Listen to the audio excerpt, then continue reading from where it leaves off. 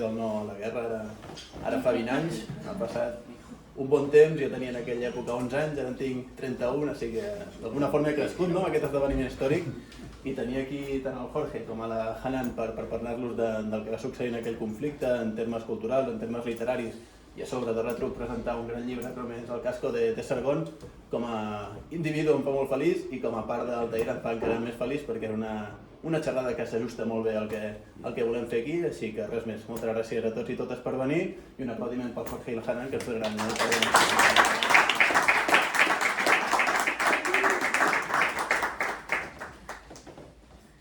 Se sent, oi? No cal micro, tu sí. Se sent bé? Bueno, perfecte. Doncs, cambiando al castellano. Sí. Bienvenidas y bienvenidos. Muchísimas gracias al taller por recibirnos, muchísimas gracias a Navona por organizarlo y por publicar esta grandísima novela. Yo soy Hanan Yassin Kamas, como decía Marc, soy iraquí, he vivido el conflicto de Irak, nacida y he vivido en Irak hasta el 2006, es decir, he visto los primeros años de la invasión. Y también, como decía en la introducción, yo soy investigadora en teoría de la literatura y literatura comparada, lo cual me hace el Frankenstein ideal para leer esta novela. Y estoy especialmente contenta de estar aquí y de presentar la novela de Jorge, porque soy muy entusiasta de esta novela por varias razones. Pero os explicaré mis razones después. Os presento a Jorge, el autor de esta magnífica obra, y los que conocen a Jorge saben muy bien la suerte que tiene, y los que no lo conocen van a ver que es un gran conversador, y nosotros nos hemos preparado un guión, pero seguramente no nos va a servir para nada porque, como os digo, es una trampa hablar con Jorge porque nos va a llevar a muchos sitios. Jorge, ¿quieres decir algo? Sí, bueno. ¿Estás de acuerdo? Sí, bueno, porque dijo yo digamos mucho, ¿no? Exacto. Bueno, si en algún momento hace falta el micro, tengo la voz muy baja, o sea que sin problema me lo decís. Nada, muchas gracias al taller por tenernos, muchas gracias a todos por venir, a los amigos, a Ramona, a Ernest, a Selena. Y nada, para mí es un placer estar aquí y estar con Hanan, porque Hanan, además de la persona inteligente y culta y combativa que es, resulta que es una persona que yo conozco desde hace muchos años. De hecho, de camino hacia aquí y con el objetivo de datar nuestra amistad, he buscado en Google el año de lanzamiento de la canción Bonito, de Jarabe de Palo.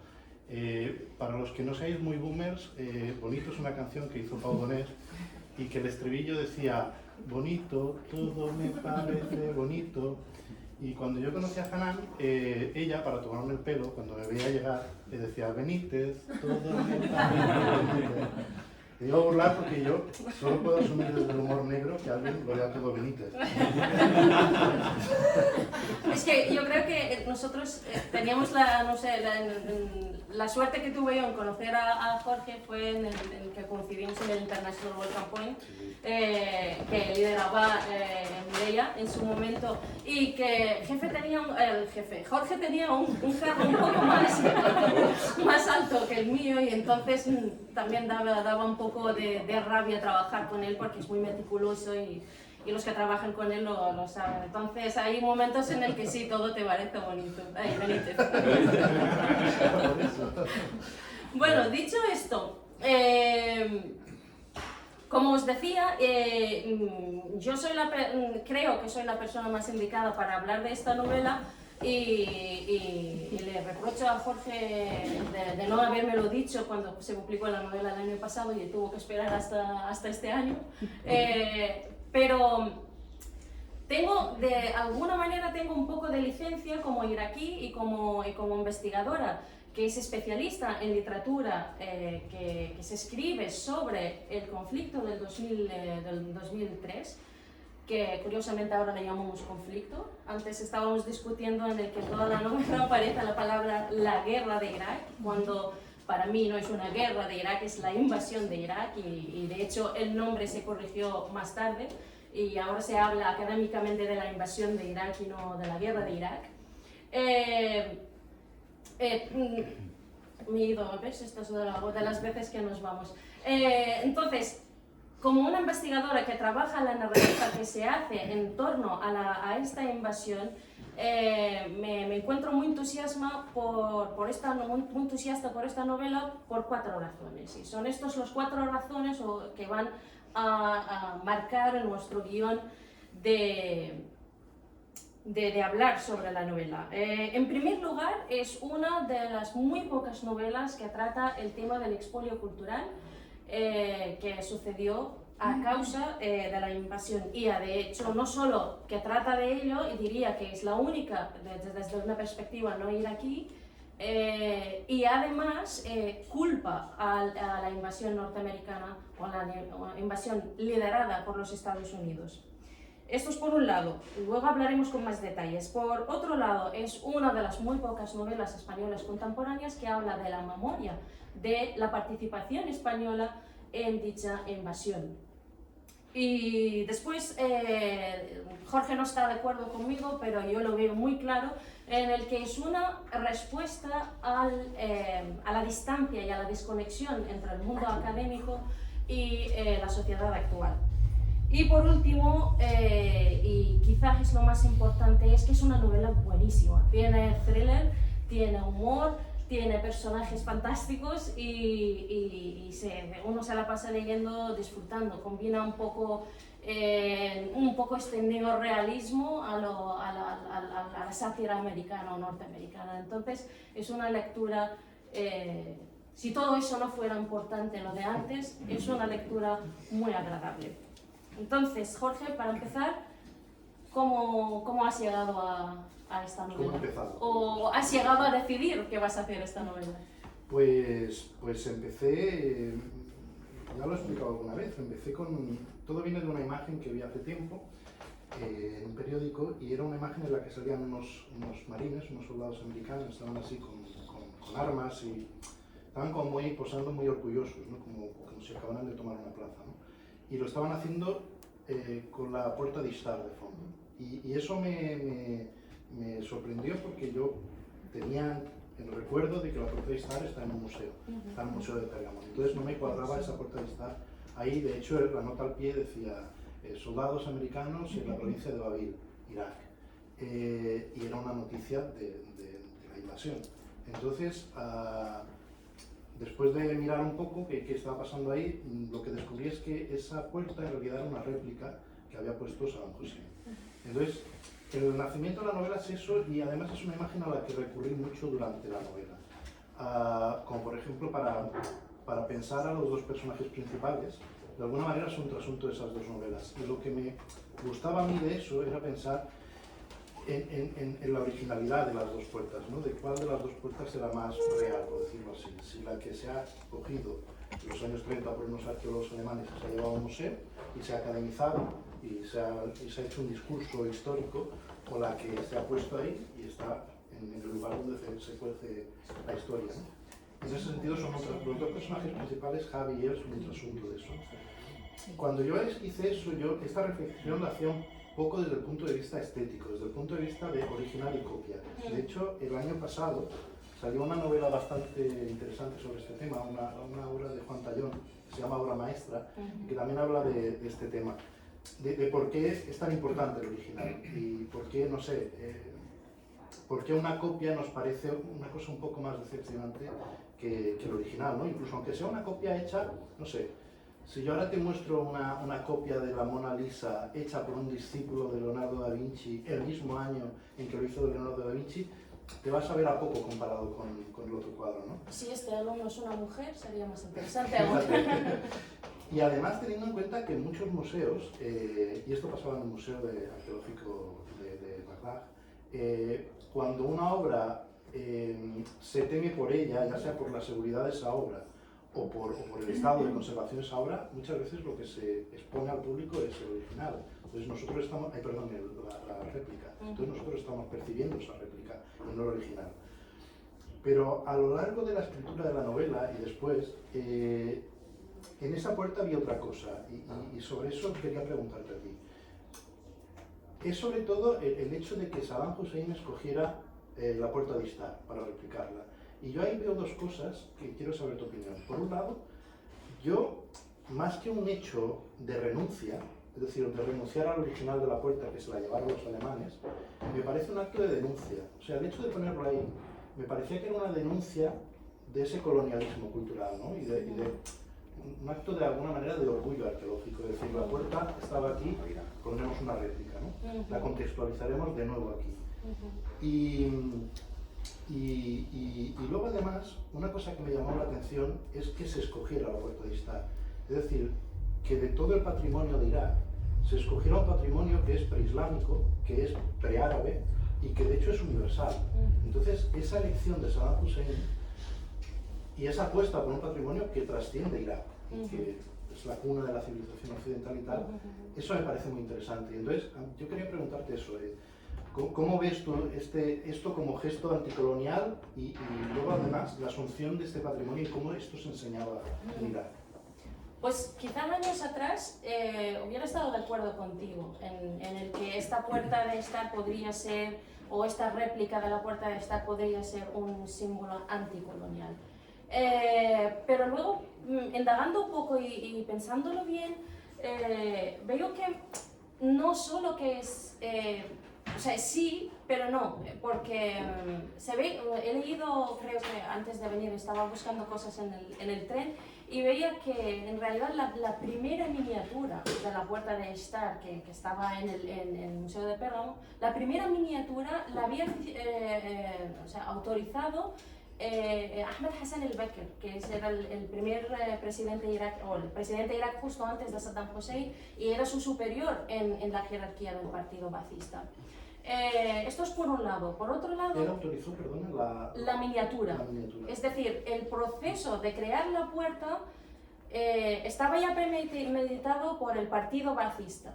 Y el partido ba'thista, por varias razones y por otras obras que he leído de otros autores que eran contemporáneos de la subida del ba'thismo en Irak, tenían ¿no? esta visión de la historia, en la que vamos a crear un imperio. Y Saddam Hussein, por servir a su ego más que a servir al partido, porque al final todo el partido y los entes alrededor del partido giran en torno a su ego, él quería ser un líder como aquellos líderes históricos. Entonces él tenía un proyecto de un Irak con un pasado muy próspero y muy largo, una historia muy antigua y un futuro que él lo va a liderar, ¿no? Él se veía como el último de una serie de grandes logros de la cuna de la civilización, y él va a ser el custodian de este proyecto. Entonces, había toda una maquinaria de apropiación, ya no solo de la historia de los sumerios y los asirios, sino también de la civilización árabe-islámica. Y esto se refleja después en su obsesión y su campaña de fe, que él la llamaba la campaña del retorno islámico, digamos, de los últimos años de Hussein, en construir mezquitas y palacios. Él tenía esta visión de una historia lineal y una historia que se centra en la figura del líder, del creador, y una historia arquitectónica también, porque visualizaba que un imperio invencible sería un imperio arquitectónicamente importante, ¿no? Pero este interés también era ambivalente, no era del todo sano, porque para él las piezas de la historia de esta zona del mundo, de Irak, era como un juego de cartas. Cuando le interesaba sacaba una carta y cuando no le interesaba sacaba la otra. Cuando se hablaba del Islam ¿no? sanguinario y el Islam que se expandió por medio de guerras, pues él renunciaba a este Islam y hablaba de la civilización y la cuna de la civilización. Cuando ya la ola del islamismo vuelve a subir en Irak y en la zona en general, en los años 80 y en los años 90, pues él ¿no? se montaba el caballo del caballero islámico, ¿no? Cuando interesaba, sobre todo durante la guerra de Irán-Irak, cuando el discurso de género y de derechos de las mujeres interesaba, pues se veía feminista, y cuando no le interesaba porque bajaba la natalidad y no tenía a quien enviar a las fronteras, pues volvía a un discurso reaccionario en el que las mujeres son la casa y los hombres son la puerta. Y esto así, entonces es anticolonial hasta un cierto punto, porque también hay la otra parte en la que escogía, era en una historia selectiva. Sí, sobre eso que dices, a mí una cosa que me sorprendió mientras leía un poco sobre el tema de cómo había ido el museo, el saqueo del museo, ¿no? Entonces, habría una primera parte muy novelesca que yo la utilicé, que parece ser que con la connivencia de los americanos, o de justo enfrente de la puerta del museo había un grupo de soldados que estaban custodiando el Ministerio de Comunicación que estaba enfrente. Entonces, no hicieron nada cuando el saqueo del museo empezó. Entonces, había una primera parte novelesca que a mí me gustó mucho, que decía que se hizo en varias fases, y que la primera fase la habían hecho profesionales. ¿Y cómo se sabía que eran profesionales? Se sabía porque había una puerta que había sido forzada, se habían tomado unas piezas muy determinadas, se había ido escogiendo unas piezas, y luego al final se habían destruido los archivos. Y claro, eso es perversamente inteligente, ¿no? Porque destruyes los archivos para que no se sepa que te has llevado. Entonces eso hace sospechar que fueron profesionales. Pero luego, desde el día 8 de abril del 2003 hasta el 16, la puerta forzada se quedó abierta, porque había una situación muy violenta en la calle. Y entonces hubo varias oleadas.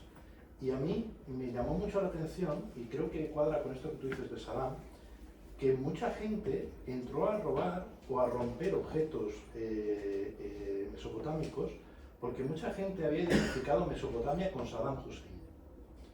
Y una manera de rechazar el régimen de Saddam Hussein era cargarse ese legado que Saddam había individualizado de alguna manera.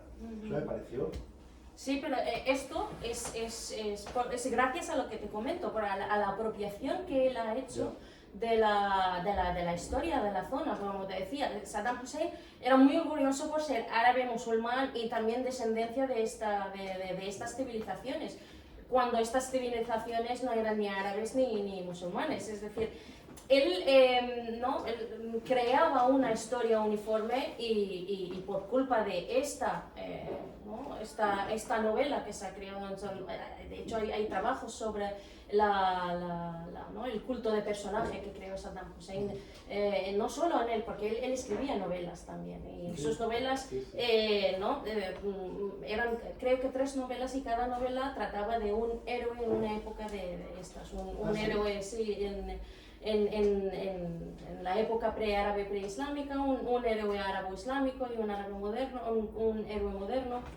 Y el daño está en toda esta acumulación de falsificación de la historia, o de apropiación de la historia.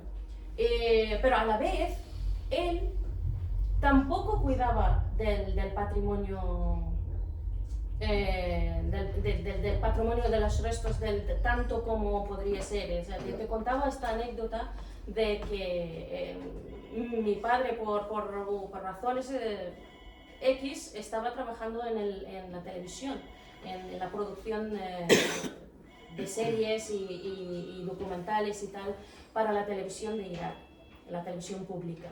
Y entonces en una grabación de una serie o algo, en el desierto se encontraban restos de restos con escritura cuneiforme. Entonces no sabían qué hacer. Porque si las llevas a una entidad y dices, hey, que he encontrado esto, te pones a ti mismo debajo un interrogante muy fuerte y estarás perseguido por varias personas. Bueno, Saddam había decretado la pena de muerte para la gente que traficara con... Correcto.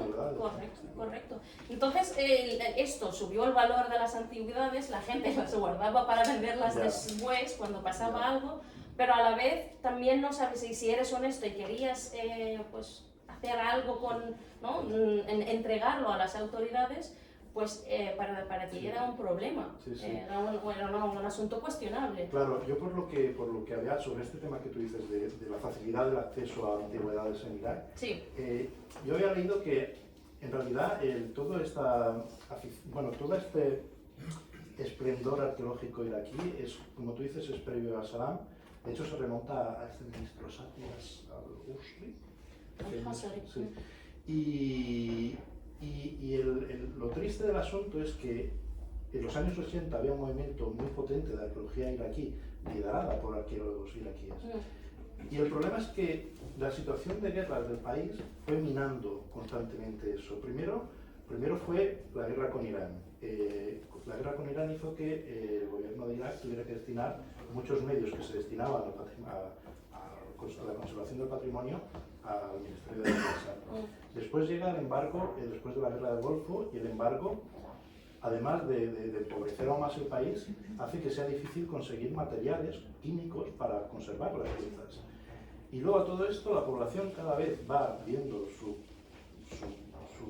posibilidades de sobrevivir cada vez son peores, los sueldos son peores, el Estado se está desmantelando, todo lo que era gratis deja de ser gratis, como la sanidad o la educación, y entonces eso hace que aún florezca más el pillaje y ir a yacimientos y descontextualizar las obras. Y ese es el gran problema de este tipo de tráfico, que en el momento en que tú tomas el vaso de Huarca, cualquier obra importante, y la sacas del yacimiento, el profesional, el historiador que puede ir ahí y encontrar una explicación histórica y un sentido a eso, ya no puede hacer nada. Y al descontextualizar eso, de alguna manera oscureces el pasado. Y ese es el problema que tiene todo esto del expolio.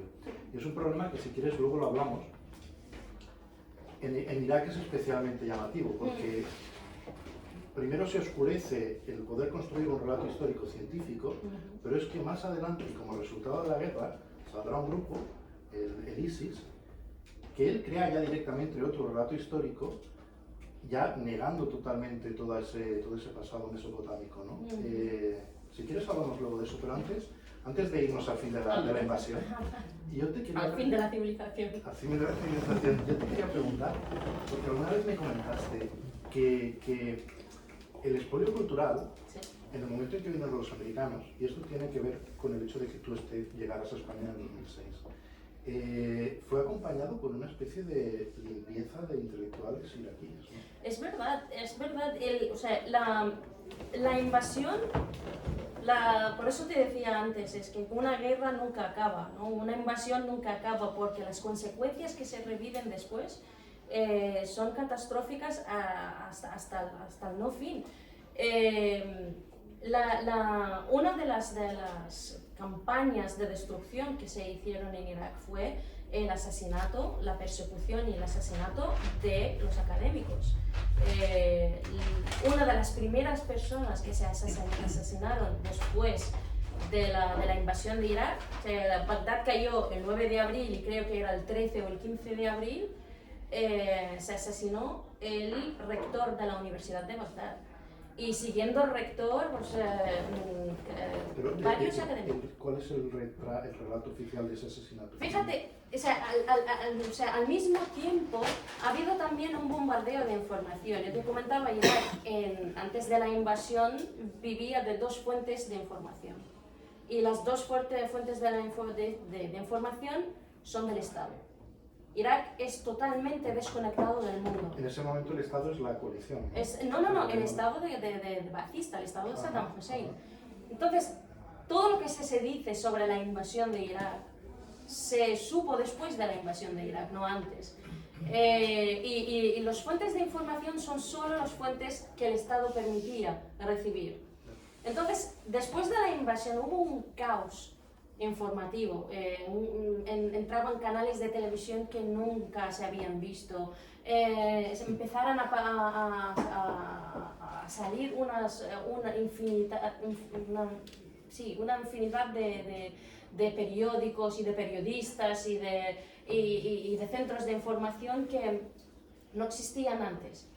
Y entonces hubo como un boom de información y un caos de información que a la vez acompañó toda esta serie de sucesos y de crímenes que estaban sucediendo, y cada ente dice una historia diferente, y así se pierde el archivo, se pierde la verdad. La cuestión de los académicos, algunos dicen que un profesor tenía un problema con un alumno y este alumno casualmente estaba relacionado con una milicia y fue atacado por razones personales. Pero claro, estamos hablando de 6 meses de asesinato sistemático de profesores universitarios, de investigadores, no tanto en humanidades y en historia, sino también en medicina, en farmacéutica, en ingeniería, y sobre todo, otro de los asesinados fue el ministro del Ministerio de Petróleo. Ajá. Y los ingenieros que trabajaban en este... Algunos de ellos se quedaron y sirvieron a otros fines y otros desaparecieron.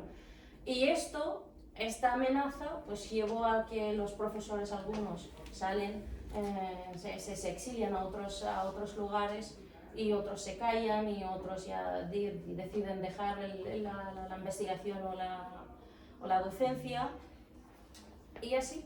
Y no hay una explicación. Y no hay una explicación de cómo puede ser en 6 meses más de 200 académicos se asesinaran al salir de su puerta, de la puerta de su casa o de su despacho en la universidad. Es así sistemáticamente, y duró varios, y hay un estudio hecho por una ONG belga sobre este proceso de limpieza de intelectuales, poetas, musicólogos.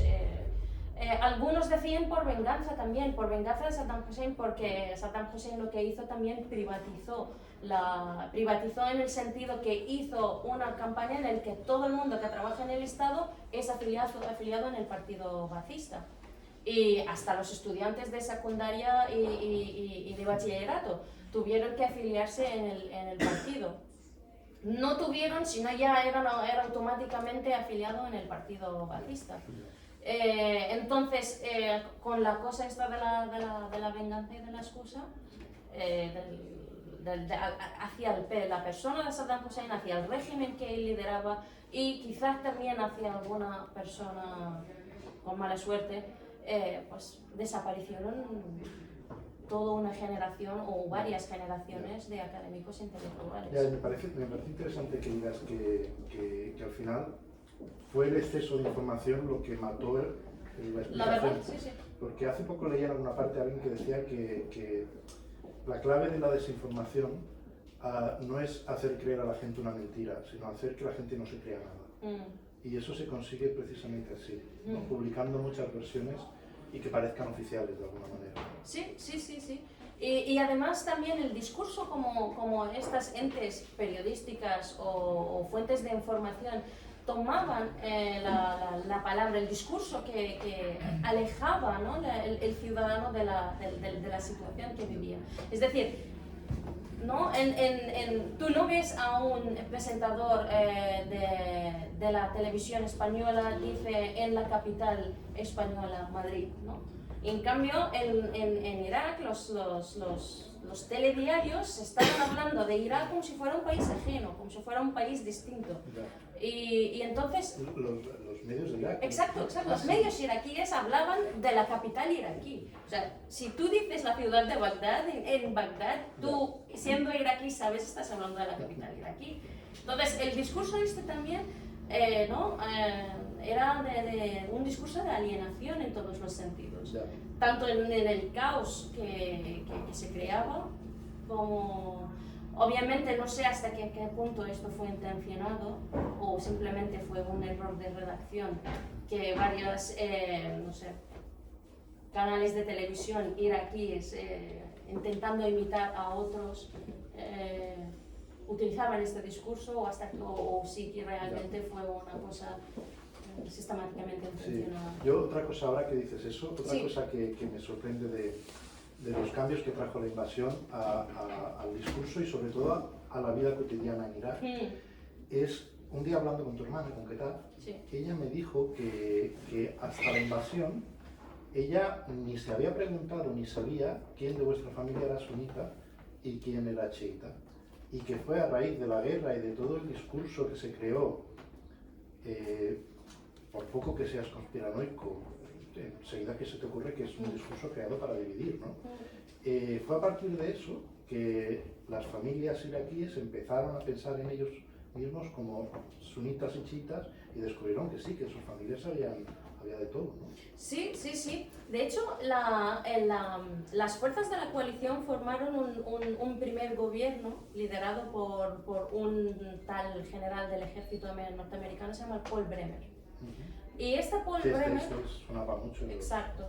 El Paul Bremer llamaba a todas las entes que tenían agravios contra el baazismo y contra Saddam Hussein a que formen parte de este gobierno. Entonces, la invitación fue en el que, ¿por qué a ti te discriminaba Saddam Hussein? Por kurdo, y a ti por chiita, y a ti por cristiano, y a ti, etcétera, etcétera, etcétera. Entonces, se formó un primer parlamento iraquí en sistema de prorrota, como el sistema que hay en el Líbano, ¿no? El prorrota. Es decir, que cada entidad, cada parte de la población étnica o religiosa o de una representación cultural, pues que tenga un partido que le representa en el Parlamento. Y funciona por cuotas, y hay más. Exacto. Exacto, exacto. Y entonces es un parlamento creado en bases sectarias y en bases de división. Y ha llamado a los jefes de tribus a ser ministros y a ser representantes del pueblo en el parlamento.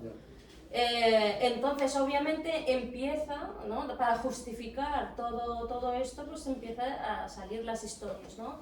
Las cuestiones de los kurdos o las cuestiones de los chiitas y tal. Pero esto fue conflictivo para las familias, esto de repente verse a sí mismos, como ver esa división entre sunitas y chiitas. Y tal como lo he vivido yo, sí, fue conflictivo, porque de repente ya no entramos a la casa de mi tía porque su marido es chiita, y no porque no queremos, acabamos es chiita, y no solo es chiita, sino además no quiere saber nada de nosotros. Entonces no pudimos ir a jugar, ya teníamos 17 años, pero no podíamos ir a ver nuestros primos o primas, porque no quiere, el padre que era chiita no quería que sus hijas juntaran con hijas de sunita. Y al revés, y viceversa. El otro marido de la otra tía pues le dice, no, esta tía que no venga aquí, y sus hijos tampoco que vengan aquí porque estos son sunitas. Es que empezó a dividirse por barrios. Y cada barrio ya tiene un checkpoint, y cada checkpoint pues asignado por una milicia. Por eso te decía, le llaman la guerra civil, no es una guerra civil, es un conflicto sectario. El de Irak de los 2006, que es el año después de formar el parlamento post-invasión. Y sí, ¿no? Y claro, entonces a nivel de representación de los académicos en los departamentos, pues por ser chiitas, pues vale, y por ser tiene que ser representados de manera igualmente sectaria. A mí me hace gracia que comentes lo de las diferentes confesiones, ¿no? Porque una cosa que recuerdo que una vez me recriminaste de la novela es que en la novela aparece un personaje que es uno de los conservadores del Museo de Bagdad, que será el que se encargue de intentar recuperar el patrimonio, pero hacerlo a un nivel internacional, es decir, de contactar con el British Museum, intentar crear con todos los investigadores que tienen algo publicado sobre temas de Mesopotamia el listado de las obras que se han perdido para que se puedan recuperar, ¿no? Y entonces es un personaje que existió en la realidad y que luchó por recuperar todo este patrimonio.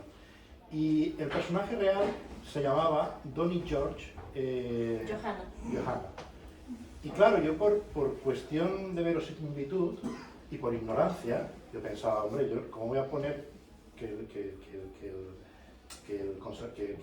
intelectual iraquí que hizo todo esto se llama Donnie George? Esto no se lo va a creer nadie. Entonces, escogí a otra persona que se llama Mohsen Abbas, que en realidad también existió, pero era un conservador del museo sin más, era otra figura, ¿no? Que no hizo esto tan relevante, ¿no? Y cuando te lo dije, recuerdo que tú me dijiste, y yo te dije Donny George y es de tal sitio, y tú me dijiste, ah, claro, es ir aquí, perfectamente. Y para ti era ir aquí perfectamente porque la región de donde es esta persona hay muchos cristianos, y los cristianos iraquíes tienden a ponerse nombres anglosajones como Donny George, y en realidad si yo le digo a un iraquí que hay otro iraquí que se llama Donny George, no le va a parecer extraño.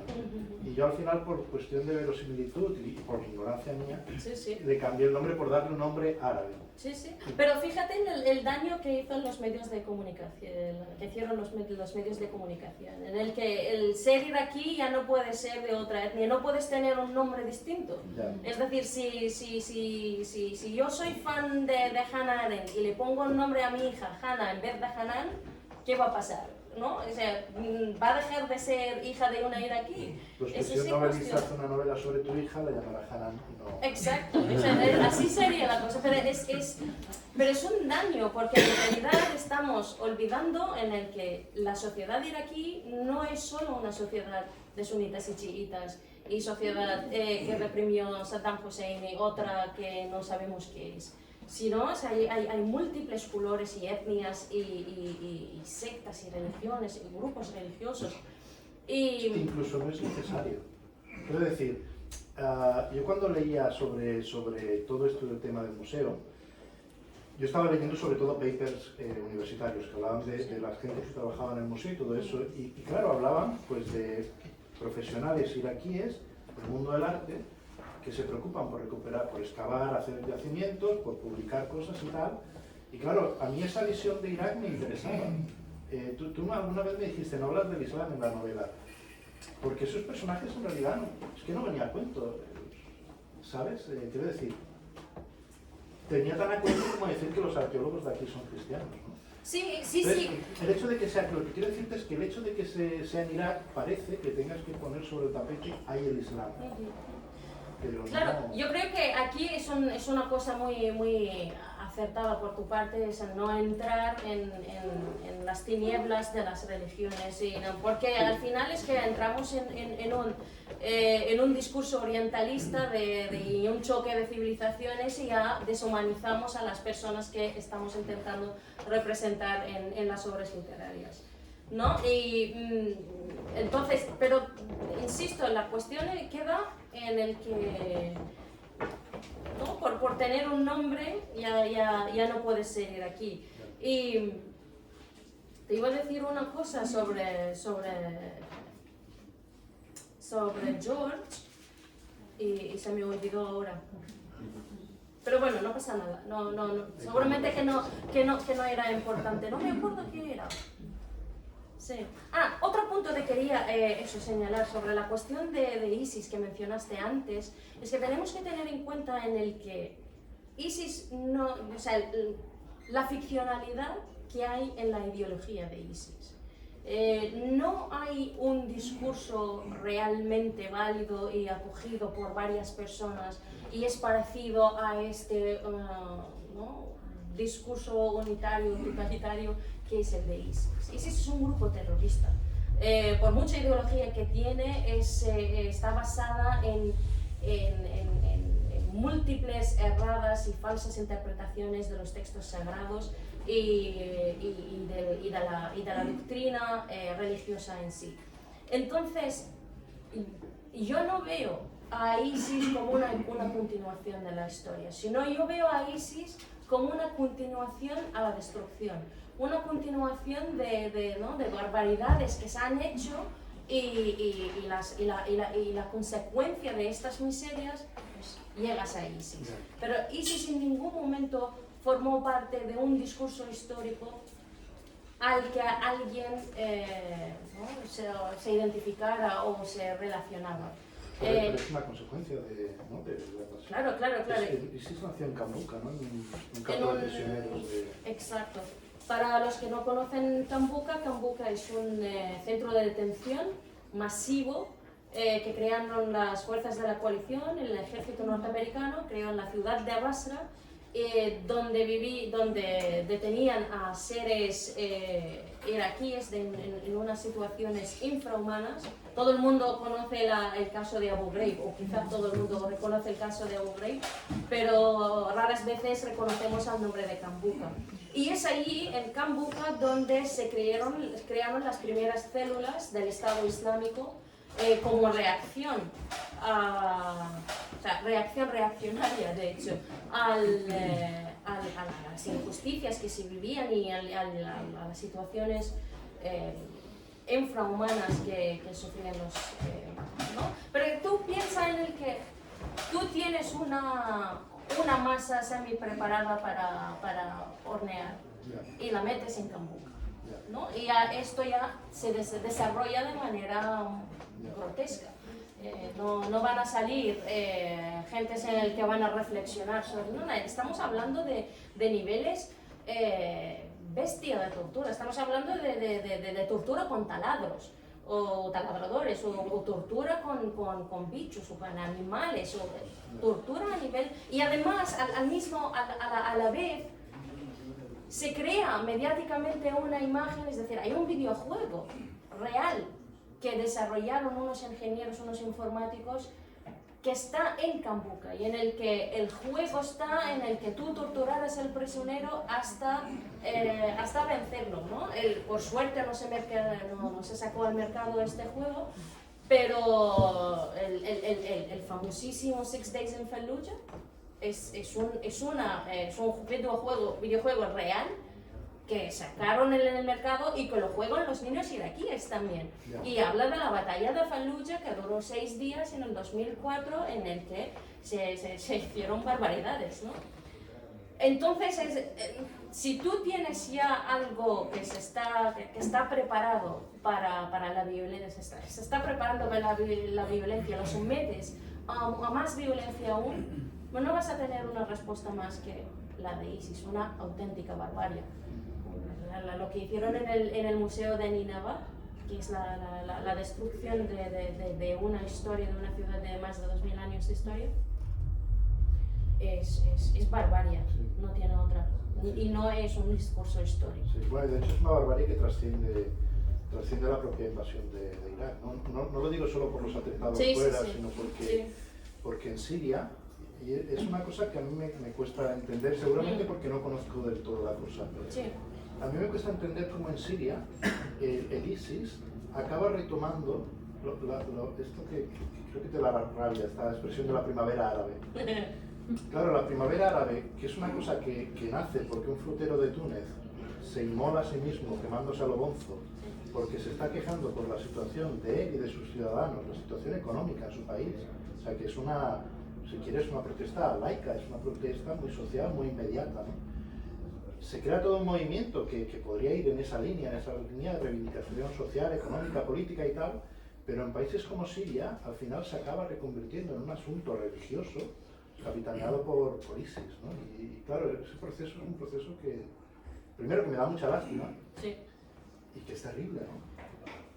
Sí, quizá por lo que te comentaba antes, ¿no? Que hay algo subyacente ahí, quizás que tú necesitas ¿no? mantener la atención de esta población de algún modo, y acabas recurrir al discurso religioso, pero también a quién le interesa que la primavera árabe, por muy primavera sea, o otoñal, a quién le interesa que esto acabe así. Hay alguien que le interesa en el que volvemos a caer en la trampa de lo que te decían, de las tinieblas de la religión, y para que eso se vaya perdiendo exacto, no prospere, sino y además ¿no? se ahogue, ¿no? Lo mismo pasó con la revolución en Irak en el 2019, en el que empezó por una protesta de los estudiantes de doctorado, de máster y doctorado de Bagdad, en el que vivían y hacían investigación en unas situaciones ínfimas, o sea, no tenían ni siquiera acceso a la biblioteca, algunos ni siquiera podían comprarse un ordenador para hacer investigación y tenían que hacer la investigación en la universidad. Y en la universidad no estamos imaginando salas en ordenadores y bibliotecas enormes, no. Yo recuerdo en mi primer año de carrera en la Universidad de Bagdad me prohibían entrar a la biblioteca. Entonces, ¿cómo voy a hacer los trabajos? No, pero es que con los saqueos no podemos dejar entrar a nadie. Pero soy estudiante y tengo mi carnet de estudiante. Entonces, los estudiantes del doctorado hicieron una protesta en el que una tesis doctoral de estos estudiantes se fueran parados o atacados por la policía, y esta policía pues los disparó con agua. Y entonces se acabaron las tesis doctorales con las que salieron los estudiantes a la protesta en el suelo, mojadas, y los estudiantes perseguidos por la policía, pegados en la calle, en el calor de septiembre de Bagdad. Y la gente joven sintió mucha lástima por ese futuro que les espera. Y disparó la revolución del 2019, en el que la gente joven pues, ocupó la Plaza Libertad en Bagdad y acamparon y fueron atacados por varias maneras y intentaron sacarlos de la plaza, y al final la cosa del COVID los tuvieron que salir de esa, estaban muriendo en la plaza. Entonces, y en esta revolución también entraba el partido religioso de Muqtada al-Sadr a apropiarse del discurso revolucionario de la gente joven. Y muchos cayeron, obviamente. Porque es parte del panorama, de la escena cultural y de la escena cotidiana en que viven. Es muy difícil hacer esta desconexión y decir, no, esto es mentira. Es muy difícil, necesitas pues, exiliarte, hacer una pausa durante un tiempo y verlo desde fuera. Desde dentro es muy difícil de ver. Muy difícil de ver. Bueno, dicho esto, ¿qué te parece si retomamos otro tema? Porque a mí no quiero salir de aquí, por lo menos sin pasar al bloque 2. Es que todavía estamos en el bloque 1 de la conversación. Suele pasar así. Yo creo que estaría bien que alguien controle el tiempo, sí, porque nos gustaría que hubiera un tiempo para que vosotros intervengáis. Yo controlo. Gracias. Muchas gracias. Estamos una hora a lo mejor y que luego la gente pueda intervenir. Perfecto. Exacto, sí, y si quieren intervenir sin Es decir, ahora esperar. ya como que... Quedan 10 minutos para la hora. Bueno. No, mira, a menos... Bloque 2, 10 minutos. Son las 7:20, yo a menos cuarto os hago así una señal para Vale. poder dar paso a algunas preguntas, ¿vale? Vale. Y porfa, en cualquier momento levantéis la mano si... Exacto, sí. si- Yo aprovecho que Yusef está aquí porque hay una pregunta que tengo para Jorge, y que es una conversación que salió en una otra conversación con Yusef. Yusef El Meimouni, otro novelista muy interesante también. Es hablar de la memoria militar de este país. Tenemos una amiga en común, decía en la presentación de su novela, ¿no?, que le pasa la memoria de este país, en el que yo tengo la sensación, o esta es mi percepción como persona iraquí, o quizá esto me pasa porque estoy viviendo 24 horas con el tema Irak, ¿no?, o la invasión de Irak y la narrativa y la construcción de la historia de la invasión. Y entonces cuando se habla en general así de la invasión de Irak, se habla dicho así coloquialmente, de lo que hicieron los americanos en Irak. Y no se recuerda en el que España también, y el protagonista de esta novela es un soldado en el ejército español que se envía a Irak y vuelve, y por una vez escuchamos la voz de un soldado, que no sé hasta qué punto esto es muy común en la narrativa española. Pero comparado con lo que yo he visto desde la narrativa iraquí, la narrativa angloamericana en torno a la invasión de Irak, me parece innovador escuchar la voz de un soldado americano. Un soldado español. ¿Cómo lo percibes tú, la memoria colonial y militar de España en Irak? Wow. No sé si he entendido bien la pregunta. A ver, yo en un principio el personaje de Javi Sí. es un personaje que me interesaba porque es la persona que trae este caso, ¿no? Entonces por eso participa en la guerra de Irak. No estoy seguro de haber entendido la pregunta. Bueno, antes Marc decía, yo recuerdo aquella manifestación. La gente se recuerda a la manifestación contra la guerra y de hecho aquí es conocida la guerra de Irak y no la invasión de Irak. Y no sé qué pasa después, en el que ya se olvida de alguna manera en el que España participó. O sea, no te refieres tanto a la novela como cómo se percibió el episodio desde España. Sí. Cuando hicimos el cartel de este acto, de hecho, Sí. yo lo primero que propuse es la guerra de Irak y tal. Entonces, tú me preguntaste, ¿por qué le dices la guerra? Y claro, entonces caí, sí, en realidad no es una guerra, es la invasión de un país. Y pensé en tu pregunta de por qué le llamas la guerra de Irak. Y entonces yo recordé que hubo un movimiento en España en el momento de la guerra de Irak, un movimiento que lideró mucho a la gente de la farándula, los actores y todo eso, pero que arrastró a mucha gente. Realmente en Madrid y en Barcelona hubo manifestaciones masivas. Sí. Y todas esas personas llevaban un cartelito que decía no a la guerra. Y claro, cuando tú me preguntaste esto, pensé, vaya, pues probablemente la gente en España que nos quejábamos de aquello, tampoco habíamos entendido muy bien contra qué nos quejábamos, ¿no? Y no era tanto una guerra, una confrontación entre dos, ¿no? Sino la invasión de un país.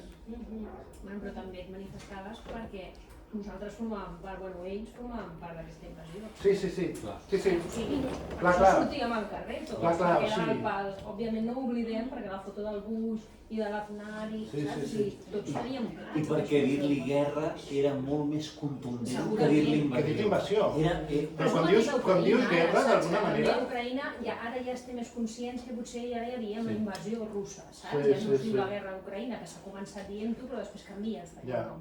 Però quan dius guerra, d'alguna manera estàs generant una situació en la qual hi ha interessos legítims per les dues parts, no? Sí, és la La paraula. invasió de que gran guerra. Tu vas allà a buscar guerra. Tu vas allà a fotre, a buscar guerra. La inicies tu. No feu això que portarà La guerra. inicies tu. Ja. Has de fer... Jo ho deia perquè jo pensava més en que hi ha una... O sigui, si hem de diferenciar guerra d'invasió, posem-ne dos exemples, un de guerra i un d'invasió. A mi em dóna la impressió que invasió és un país o grup de països, com és el cas, que va a un país a intervenir-lo, i per exemple de guerra jo posaria dos països que estan en desacord en alguna Però el que vol dir ella és que era una denúncia als Estats Units per dir-li als Estats Units que el que estava fent era crear una guerra on hi havia pau. Dir-li conflicte. Bueno. Tota aquesta desinformació... Vista, sí. Ella diria que està planificat al mil·límetre. Saps, com tu vas dient, la desinformació era tal, es creava divisió. Jo diria que tot és planificat al màxim. Recordo que una roda de premsa quan vaig de Rais, us en recordeu? Senzillament va dir, no sé si se li va escapar, però va dir anem a Irak perquè podem, i econòmicament és molt interessant. I la Jo crec que es va equivocar, jo crec que realment ho pensava. I tenien empresaris, però d'aquests multinacionals de tal. I va dir això, era una operació econòmica. De totes maneres, qui vulgui entendre guerra, o sigui, que estigui d'un bàndol o de l'altre, dona una mica igual, d'invasió o guerra. A mi que em diguis invasió o guerra segueix sent una cosa il·legítima que va fer els Estats Units allà, Clar, però independentment del hi ha que la hi hagués. qüestió de l'ésser indefens, és a dir, tu tens una població indefensa. L'exèrcit iraquià era un exèrcit aniquilat des dels anys 90, des de la Segona Guerra del Golf. I és a dir, aquest exèrcit no tenia ni forces materials, ni anímiques, ni ganes de lluitar. Però vull dir que em canvies la paraula, a mi no em canvia el punt de vista. Vull dir que jo crec que en el fons és important, no dic que no siguin importants, les paraules precises sempre És un matís. construeixen el relat, però al final, Sí. avui en dia, és que dona igual. O sigui, si tu tens allò aquí a la teva idea, no t'ho farà canviar una paraula. I que l'important és el que deies tu, que l'important de la protesta és el fet de protestar contra això. I no oblidem que vam formar part d'això. Bueno, vam formar part d'això, però des d'aquí, I es saps? deia guerra aquí. Era, no aneu a fer guerra. Exacte. Era això. No estem d'acord amb tot això. No aneu Sí, a sí, fer sí. això que teniu previst, aquesta invasió serà guerra. Es deia aquí això, de no a la guerra, no perquè la invasió entenguéssim que era sobre algú de fets, que ho enteníem, era una prepotència total, però en aquesta potència deia, no aneu a fer això. Bueno, de totes maneres, a part de tot això, el que em crida l'atenció és la figura del soldat, que a mi em sembla és una figura poc estudiada o poc examinada en aquest entorn. I és la conversa que tenia jo amb el Youssef, que siglos de... tornem al castellà. Siglos de la... Em sembla que algú ha demanat. És que algú ha Tinc ganes demanat. de plorar i tot. Per què? Tota l'estona. Tenia un català correctíssim, però per què parlem en castellà? Aquí hi ha persones que ens han demanat si... Si podem fer en castellà. Sí, Jo voldria francès, jo. és que Bueno, no sabem francès. Fa plorar això. És tirar-nos pedres a la teulada. Sí. Home, clar que la gent és bastant curta, tothom l'entén el català. Home. I a més, una classe, I ara? ho podem entendre com una classe. I ara? Ja que parlem d'Iraq, i ara? Exacte. ¿No? Pero Jorge no puede, Jorge sí que no puede. Bé, doncs fem una barreja, bé? Exacte. Sí, fem una barreja, una mica així i una mica Hem així. fet el primer part en castellà, però en català, sense cap remordiment, home. Vale. Si algú no entén alguna cosa, doncs... Que pregunti, exacte. Doncs el que et volia dir és aquesta figura del soldat, no? Que en els segles de literatura de guerra, des d'Ulisses fins a Buscando Private Ryan, tenim una mena de representació de la figura del soldat amb un aire romàntic, com si fos una mena de finestra posat allà en l'exèrcit que ens dona perspectiva, podem veure els predicaments de situacions intenses, la humanitat envers la violència i tal. I això podria tenir sentit fins a un cert punt. Si parlem de societats on la conscripció és obligatòria, doncs sí, aquest peón està agafat i posat allà.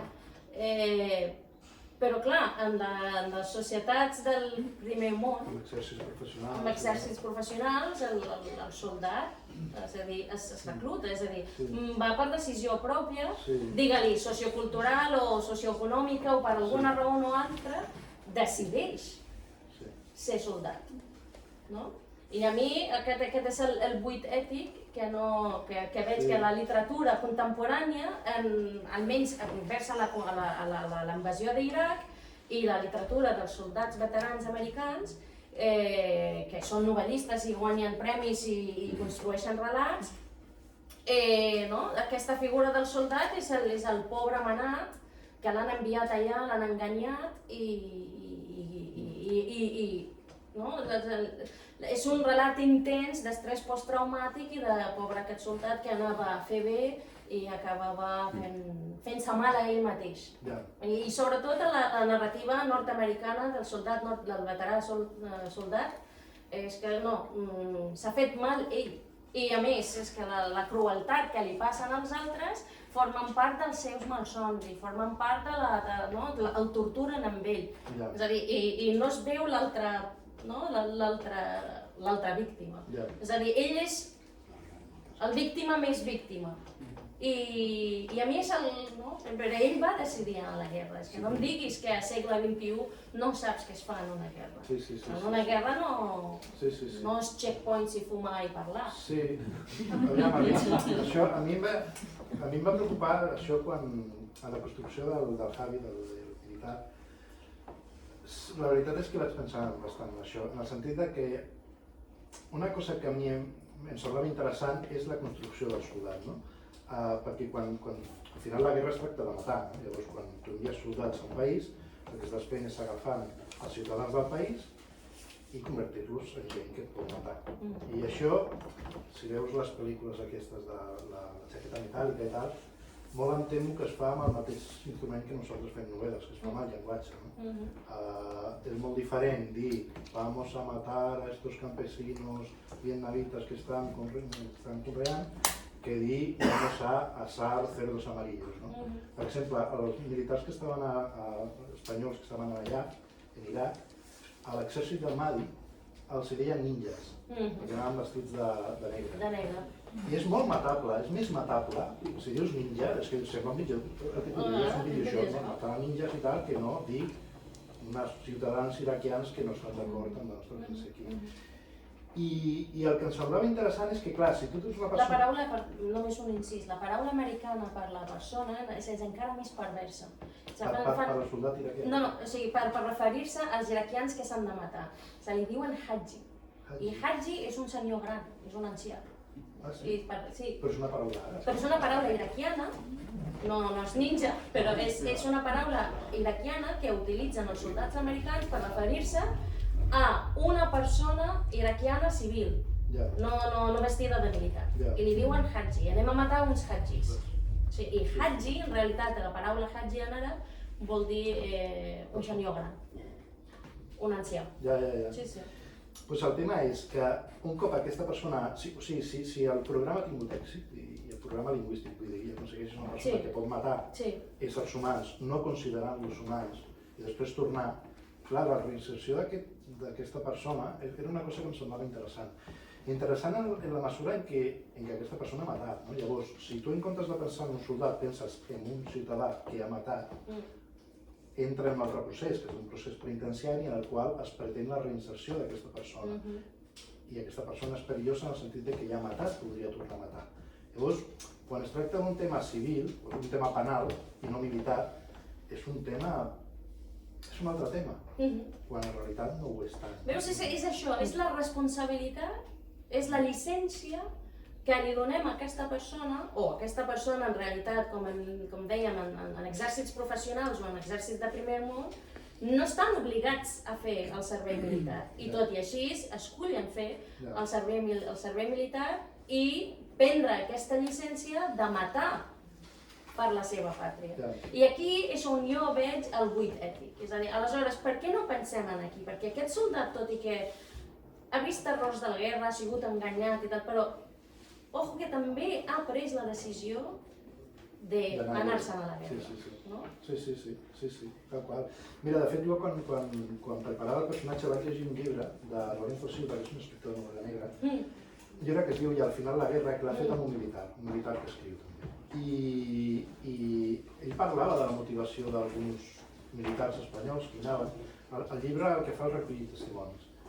I alguns anaven perquè estaven pagats. O sigui, si tu ets militar, una acció, anar-hi, no sé, anar a Afganistan o Iraq, és un treball extra, o sigui, està millor pagat. I moltes vegades la intenció del soldat aquell era que estaven a l'exèrcit, però de cop i volta es casava, llavors entrava en una hipoteca.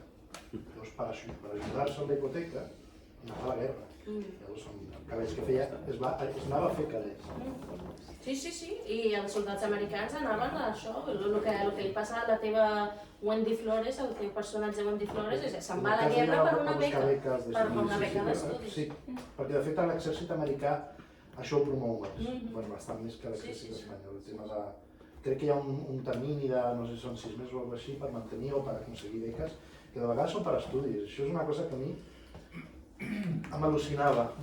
Quan preparant la novel·la vaig veure molts vídeos a YouTube i recordo un vídeo que em va impactar molt en el qual hi havia, els americans tenien una base d'aviació a prop de la ciutat d'Ur, de l'antiga ciutat d'Ur, on hi ha els segurats i tal. Llavors els militars que treballaven allà, que eren sobretot tasques administratives, de tant en tant anaven a visitar la ciutat. Llavors venia un guia iraquià i explicava la ciutat i tal. I al final d'un vídeo, qui estava fent el vídeo posava el micro, després filmaven la visita. La visita, per cert, a la tomba del rei Shuji, que jo descric a la novel·la com el resarro, però és igual. El cas és que li posen el micro a una de les marines que ha fet la visita, que està vestida amb uniforme militar i tal, i ella diu, ostres, m'ha semblat interessantíssim, perquè jo a la vida civil, jo soc professora de secundària en un institut de Michigan, i jo els parlo amb els alumnes d'això, d'Ur, i que aquí va néixer Abraham, i tot això, i això m'al·lucinava. Aquesta reversió entre el tema militar i les vides civils que té. Sí, autolicència a la destrucció. Però tot i així, a mi m'agrada que el casco de Sarbon és innovador en aquest sens perquè em sembla que a la pàgina 80 doncs Javi fa aquesta reflexió. No? Javi no és un soldat qualsevol, tot i que a la seva manera del extraràdio no? La seva argumentació, però ell fa aquesta reflexió quan diu que el trist de tot això és que després no hi ha ni pena ni condena. Perquè quan el programa aquest ha fallat, quan el militar torna després d'haver matat i se n'adona de què ha matat i de que no ha jugat un videojoc de ninjas, que ha matat persones, té records de coses que ell ha fet. Clar, entra en aquesta dialèctica de Dostoyevsky, d'assumir la culpa i el terrible que és saber-se culpable i que no hi hagi un càstig. De fet, no hi ha un càstig perquè ell se suposa que ha fet el que havia de fer, o el que el seu país havia de fer. I forma part del trauma que ell té i de les expectatives i el valor sentimental que ell posa en el casc. Que recorda aquell passat i això que ell no es pot treure de dins. Pregunta. Sí, jo crec que sí. No? Fem una segona sessió dimecres que ve i ara passem a les preguntes. Si n'hi ha. Sí, hi ha preguntes. Perdona, però la senyora em sembla que aixecava la mà una estona antes. No, jo estava saludant. Ah, vale. Vale, perdona. Vale, perdoneu. Yo podría preguntar lo que te quería preguntar. Por el tema de nuestra generación, la guerra del Golfo fue la primera inmersión triste. ¿Cuál guerra del Golfo? La del 91, recuerdo. Vale. La primera inmersión además televisada, ¿no? Y fuimos adolescentes que para nosotros fue la primera experiencia bélica, ¿no? El relato que hay entre esa guerra del Golfo hasta llegar a la que narra Jorge en su novela, ¿qué relato hay político ahí, más o menos, 5 años? No sé qué relato tú... Claro, es que nosotros, pero hay un adolescente estándar, un joven estándar de los 90, yo creo que un poquito vivíamos de highlights, un poquito la guerra del Golfo, hostia, mira que se ven de noche los misiles en cámara verde y tal y que cual. Luego, claro, socialmente pasamos de otras cosas, ¿no? Y de repente apareció después lo de Bush y lo de tal, ¿no? Entonces ese relato, hay como... Sí, gracias por la pregunta porque es una de las preguntas que tengo guardadas para Jorge para otro asunto, ¿no? En el que la guerra, la invasión de Irak, tanto la del 91 como la del 2003, en parte fue ganada por medios mediáticos.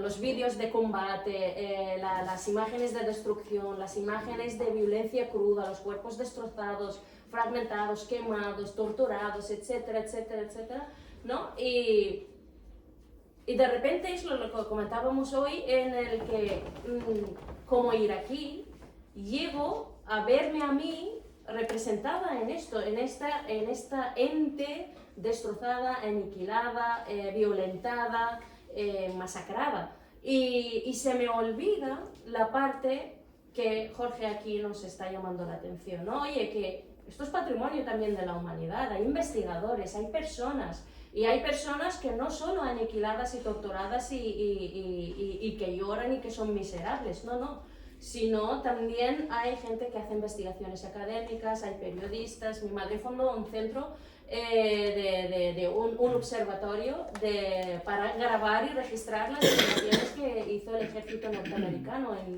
en Irak, especialmente el ejército norteamericano y algunos de casos de la coalición. Entonces, aún así, aunque la imagen de Irak sea esta, yo creo que también como lectores, como espectadores y como personas, tenemos que hacer el esfuerzo de renunciar a este relato y a buscar otros relatos. Y que es una de las maneras es leer novelas de este tipo, en el que por lo menos reflexionan sobre la culpa del soldado o la culpa de invadir un país, o el peso que tiene, el peso no solo moral, sino de responsabilidad ética y hacia la historia de la humanidad. No sé si te he respondido de... Jo podria tinc un hilo conductor, seguint la teva idoneïtat. Jo crec que vam començar amb Kuwait, petroli pur, i llavors, quan el Saddam Hussein, algú recordarà, va anunciar que cobraria el petroli en euros. Algú recorda? Sí. En 28 dies justos van començar els bombardejos, els que veiem per la tele. Sí. No va cobrar mai en euros, però és que quan ell va anunciar que cobraria en euros, van tardar 28 dies a bombardejar. Crec que la xifra era 27 euros al barril. Sí. Crec que la xifra era Van aquesta. trigar 28 dies a bombardejar. Sí, va ser al març. Massives i destrucció massiva, 0-0, Però tothom va tremolar i cobraran euros, serà tota la merda el dòlar. Era una guerra oberta. Però van trigar 28 dies. Jo crec que Kuwait i Iraq van guanyar les informatives, els medis. Van guanyar les armamentístiques, les petroleres i els medis. Però sobretot jo diria les armamentístiques. No ho recorden, això, que la tele va dir que va sortir el Hussein, una mica xurro, dient cobrarem amb euros. Bueno, no va fer ni una operació amb euros. Sí, però és que tampoc tenia llicència a vendre petroli perquè estava embargat. El país estava embargat. I ple de condicionats i ple de... Però com ell es va posar xulet de dir, bueno, s'ha acabat, si em feu la vida impossible, aniré per un altre cantó. Com ara el blat i el petroli a Ucraïna, és igual, anem per un altre cantó. 28 dies moltes. Allà al fons, em sembla. Sí, jo el que volia comentar, tornant al tema de l'espoli, que era el subtítol del col·loqui d'avui, no? Per a la presentació del llibre i tal, no? Jo he estat a Iraq fa 2 mesos i mig i he pogut visitar Uruk, tot. Doncs a Uruk, per exemple, quan es van fer la visita, evidentment el director d'allà, que ens va atendre superbé, molt emocionat i tal, ens va explicar totes les traperies i totes les barbaritats que van fer els americans. Vull dir, els americans no van anar a Ur i a Uruk a protegir-lo, van anar amb els tanques, es van estar passejant per tot el recinte i tot està destruït pels tanques i tu ho veus en allà i el famós Sigurat està ple de forats de bala, no de bala, de boles així de grandes, no? I de grafitis que en feien també. I grafitis que van fer. Vull dir, allà van anar a destruir, no van anar perquè allà no hi havia res. I es van emportar el poc que hi havia, o sigui, ja no quedava res a part de l'arquitectònic, però el poc que hi havia allà guardat en el petit museu que hi havia, evidentment s'ho van emportar, i s'ho van emportar els soldats, allà no hi havia res organitzat, era el soldado Pérez, el soldado tal, els soldats americans, en aquest cas eren americans, i s'ho van anar emportant tot i ara amb els anys, algunes de les peces, inclús, fins i tot, hi ha hagut algunes famílies que ho han retornat. Hi ha peces que estan retornant, però van ser els americans, els que tot el que són les ruïnes de Mesopotàmia no van ser els iraquís els que ho van expoliar, van ser els americans. Els iraquians van expoliar quan la caiguda de Bagdad, que llavors sí que quan va caure Bagdad i ningú custodiava res, les bombes queien a sobre dels edificis, llavors sí que els iraquians no tenien res, entraven i s'emportaven el que hi havia allà. I els americans amb els seus tanques estaven d'esquena. No, d'esquena no, ojo. Van deixar espoliar tot, no van custodiar. No, que obrien les portes, ells van obrir les portes. Van obrir les portes i van deixar que entrés tothom, vull dir, i la gent s'ho portava a casa seva. I de fet jo tenia un company, alumne de la Facultat de Belles Arts, quan sabia que les institucions públiques estaven obertes pel saqueig, ell anava a la biblioteca a saquejar la biblioteca. El meu company anava a saquejar la biblioteca. Perquè si no saquejaves tu, saquejava un altre. Exacte, i el soldat que estava observant o vigilant aquell moment li va dir no, els llibres no te'ls pots emportar. Ni llibres, ni videocassets, ni res, no te'ls pots emportar. I va tornar. I 2 dies després totes les biblioteques universitàries estaven en flames. En flames. Les biblioteques estaven cremades. i la meva biblioteca de la Facultat de Lletres, la de Belles Arts, i el documental del que vam parlar, que és un documental que es diu About Baghdad, que fet per un escriptor i un investigador iraquià sobre aquesta situació, es mostren la biblioteca de Belles Arts era una biblioteca cinematogràfica i una biblioteca d'estudis sobre cine i teatre i tal, es veu destrossada i cremada, i la biblioteca també de la Facultat de Lletres. Sí, jo per posar l'excepció positiva al teu comentari, quan feia la novel·la vaig veure el testimoni d'alguns bagdadís que són minoria absoluta, però d'alguns que havien anat al museu a agafar peces que ells estimaven per portar-les a casa i quan es va restaurar la seguretat i tot, els van tornar al museu. És que clar, això hauríem de, perquè sigui més proper i més subjectiu, hem de pensar com si de cop i volta el Museu del Prado és saquejat. I tu ets aquest madrileny que cada diumenge va al Museu del Prado i hi ha aquell quadre de Renoir o de que sigui, que a tu t'agrada molt, i de cop i volta t'assabentes que s'està saquejant el Museu del Prado. I tu dius, ostres, el quadre aquell. I vas a buscar-lo i fixa't aquell detall humanista de custodiar-lo, no? Per després tornar-lo, que al final és el que és sostenible culturalment. No, la sort també va ser que, com que va trigar tant la invasió des que es va dir vamos a invadir, fins que van invadir, que es va poder salvar molta cosa, perquè ja se suposava que passaria, no? Llavors sí que es van poder salvar moltes peces i moltes coses de l'espoli, però... De lo que quedava, claro. Al mercat negre d'antiguitats, en aquell moment, els preus van caure en picat. Hi havia tanta quantitat que era barat. I per últim, dir-te que jo havia estat a la reproducció de la Porta d'Istar i és la cosa més horrorosa, més mal feta i més abominable que he vist mai a la vida. No reflecta ni l'alçada... Però has vist l'altra, l'original? Sí, he vist l'original. Fa molts anys que la vaig veure. Jo no n'he vist cap, he fet el llibre però no... És una porta preciosa i en canvi la reproducció no és fidedigna de nada. És a dir, ni color, ni... És un kitsch que han fet allà, no? És kitsch, a més no puc veure. És a dir, que això sí que hagués estat bé que ho haguéssim. Bueno, però és un kitsch com deia Panofsky en el llibre aquell, que el caballo de juguetes deia, no? No sé. Que ell parlava de que els nens petits fan un cavall d'aquests de fusta amb una escoba, perquè quan hi ha necessitat de creure, en 4 traços ja t'ho creus, que és un cavall, no? Pues, al final, si hi ha necessitat de tenir la porta d'estar allà, amb un kitsch cutre ja fas, no? Bueno, és idea meva, que acabo d'improvisar. No es saquejarà res a aquestes. El què? Si fos cert això que dius, no hi haurà un saqueig ni expoli. No? Perquè si el valor de les coses és subjectiu... Però la intenció que es té quan es saqueja és diferent. Sí, perquè té un valor, allò que saqueges. Però si aquest valor el traspassem a només el que jo creo el valor en 4 coses, no? Algú?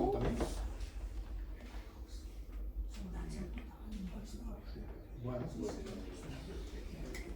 moltes gràcies a tothom per venir.